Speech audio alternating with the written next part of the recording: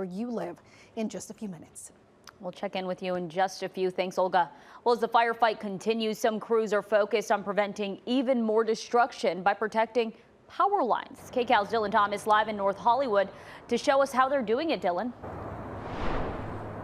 You know, Leslie, this has become a real community effort to battle these fires, to the point where people from around the country are now being sent here to help out. And while many of those helping hands are first responders, some of them are actually power employees who are going to poles just like this one right here, covering them with fire retardant to try and make sure the power grid stays safe. On the side of the 405 freeway in Bel Air, dozens of employees from Pacific Gas and Electric are working to get ahead of the Palisade fire. Yeah, we're way ahead from the fire. These crews have driven hours from their homes to help Los Angeles protect their power grid. Our job as SIPT is to try and get out along the fire's edge or out in front of where the fire may go. One at a time, PG&E teams work to clear the overgrown vegetation that has consumed the ground around each pole. With tools like this Rhino and chainsaws, the crews clear at least 2 feet around the base of each power pole and remove any other shrubbery that comes close to touching them. And then, the fun part.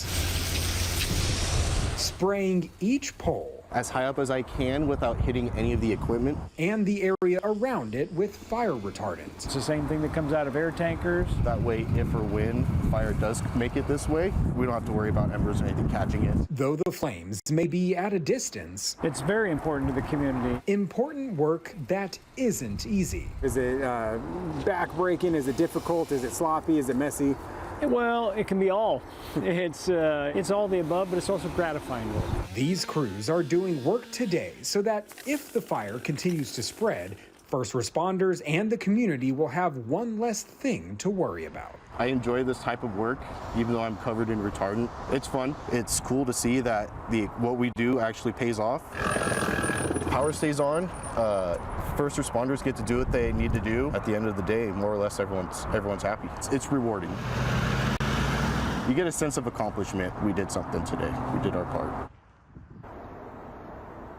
They definitely did. Now, those with PG&E tell us they have a 92% success rate when it comes to protecting poles like this from fires when they're covered in retardant. You may be wondering, why is this so important? Well, it can be costly to replace these. The poles like this one that are alongside roadways can cost $20,000 each to replace. Those that are further up on the hillside that have to be flown in can cost $100,000 per pole. In Bel Air, Dillon Thomas, KCAL News. Dillon, thank you so much. Still ahead for you tonight, helping fire victims figure out